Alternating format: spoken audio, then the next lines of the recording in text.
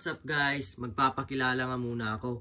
Ako pala si Krister James A.S.R. Nahine at isang estudyante ng Grade 11 STEM 4. At ngayong gabi, kakagising ko lang.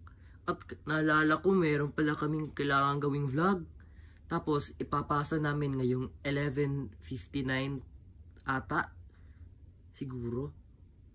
Pwede. Time check nga pala. Alas 9 na ng gabi. Tapos ngayon pa lang deadline. Patay! Ano kaya gagawin ko ngayon? Araw ko po. Joke lang. Kaya natin to guys. Tara, samahan niyo ako. Alam niyo na ba kung anong gagawin natin ngayong gabi? Siyempre, hindi niyo pa alam. Hindi ko pa naman sinasabi. Joke lang.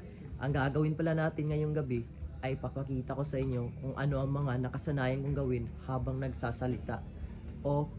At ano ang mga negatibong epekto nito. Tara. Una sa lahat, ang pakikinig na para bang nakasimangot ang muka at nakatagilid ang ulo habang nakikinig ay nagpapakita ng hindi profesional na pakikinig. Ang kasanayang ito ay dapat mawala. Pangalawa, ang paggamit ng fillers habang nagsasalita o nagpapaliwanag ay hindi ka nais-nais. Alam mo nga yung dun sa tawag dun. Yung sa park, kilala mo yun? Yung pangalan, ano nga pangalan nun?